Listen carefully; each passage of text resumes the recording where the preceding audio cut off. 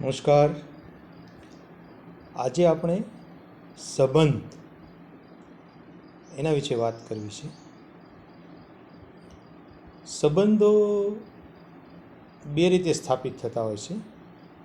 એક તો વારસાગત, જે કુટુંબ, જે સંબંધો છે એ તમારા માતા પિતા, ભાઈ બહેન, કાકા કાકી, માસા માસી, એ બધું પરિવાર.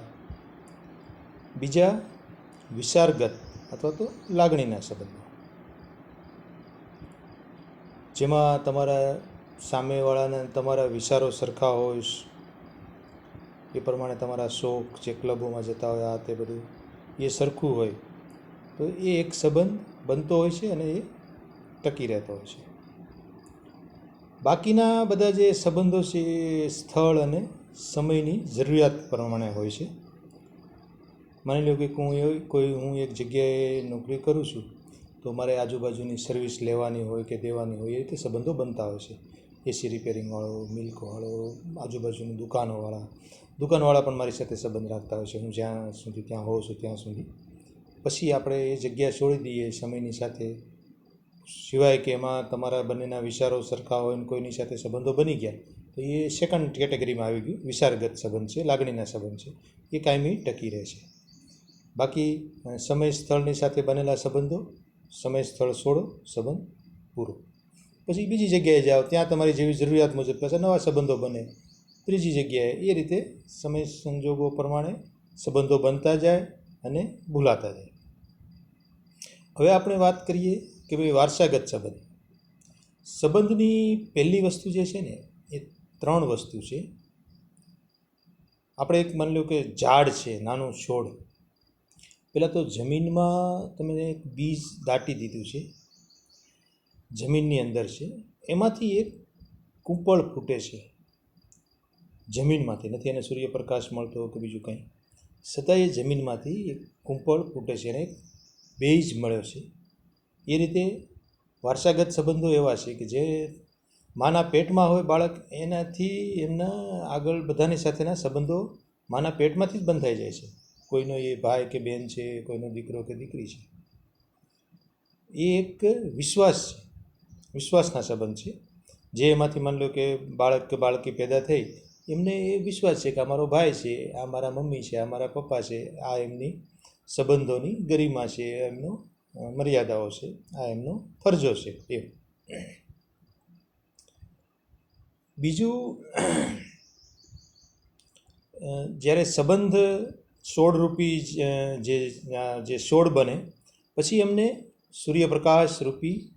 સૂર્યપ્રકાશ અને પાણી જોઈએ એમને વિકાસ કરવા માટે, એના ગ્રોથ માટે, એમના ખોરાક બનાવવા માટે.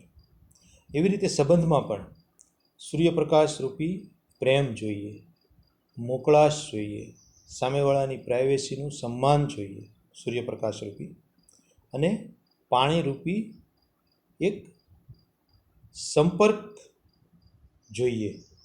તમારે એમને પ્રેમ ભાવ આપવાનો છે, સમયાંતરે યાદ કરતા રહેવાનું છે, તો જે સંબંધ ટકી રહે છે. મને યાદ છે, એક અમારે વારસાગત સંબંધમાં મારા મધરના કઝિન સિસ્ટર એક્સપાયર થઈ ગયા, મોટી ઉંમર. અમને વાયા જાણવા મળ્યું કે ભાઈ એક્સપાયર થઈ ગયા છે. અમને કોઈ જાણ ના કરી. કારણ એ કઝિન સિસ્ટરના સન હતા, એ પહેલાં એક્સપાયર થઈ ગયા. કઝિન સિસ્ટર મોટી ઉંમરના, એ એક્સપાયર થઈ ગયા. હવે એમના બાળકો છે, એ અને મારે કોઈ સંપર્ક નથી.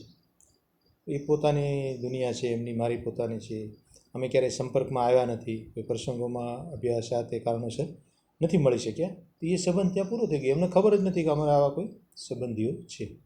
એટલે એક એ વસ્તુ છે કે એક સંબંધો ભલે વારસાગત હોય, પણ એ સંબંધો તમે જો રાખો, સંપર્કમાં રહો તો ઠીક છે. બાકી એની એક બે પેઢી જાય, લેયર, પછી એ સંબંધ પૂરો થતો હોય છે, નવા સંબંધો સ્થાપિત થતા હોય છે. લાગણીના સંબંધો એ એવા છે જેના વિચારો સરખા હોય. પછી તમે એમને સંબંધો, માની લો કે આપણે બાજુનો પડોશી હોય, તો એની સાથે સંબંધો બને એવું જરૂરી નથી. તમારા વિચારો સરખા હોય, એકાબીજા પ્રત્યે લાગણી હોય, એકાબીજાને સન્માનથી જોતા હો, તો જે સંબંધ બને, ભલે એ પછી ક્યાંય દૂર રહેતા હોય અને ભલે નજીક રહેતા હોય, પણ એવું ના હોય તો એ સંબંધ બનતો નથી. સંબંધને તમે જે મેં વાત કરી સંપર્ક સૂત્ર, એ આપણે સતત દૂર જ્યારે જઈએ ત્યારે ખાસ તો આપણે હવે તો શું છે કે સંયુક્ત કુટુંબ નથી, બીજું કે આપણા જે સગા સંબંધીઓ હોય, બહેનો સાસરે જાય, પછી એમની સાથે સમયાંતરે સંપર્કમાં રહેવું પડે. નહીંતર સંબંધોમાં પણ તમે જોજો, એકાદ કોઈ બુક તમે બહુ તમારી પ્રિય બુક છે, વાંચી લીધી ને પછી તમે મૂકી દો તો એના ઉપર ઝાડા બાજી જાય. એમ સંબંધોમાં પણ ઝાડા બાજી જતા હોય છે. ઝાડા બાજવા મતલબ કે જે તમારા જે ડાયરેક્ટ તમારા જે લાગણીના સંબંધો હતા, વચ્ચે આ ઝાડારૂપી તંતુઓ વચ્ચે આવી ગયા, એટલે એ એટલી લાગણી પછી નથી રહેતી. એટલે તમારે એ ઝાડાઓને સમયાંતરે સાફ કરતા રહેવા જોઈએ. સંબંધોમાં સન્માન એકાબીજાનું જળવાય એ જરૂરી છે. સંપર્ક એકાબીજા સાથે રહે એ જરૂરી છે. એકાબીજાને મોકળાશ મળી રહે એ પણ જરૂરી. સાથે તમે જ્યારે રહેતા હોય ત્યારે તમે ડોમિનેટિંગ પતિ પત્નીનો સંબંધ જુઓ તો ડોમિનેટિંગ કરો એ પણ જરૂરી નથી. બંનેની પોતાની પર્સનલ લાઈફ પણ જીવી શકે, સાથે રહીને પણ જીવી શકે, એ રીતનો સંબંધ હોવો જોઈએ. Thank you.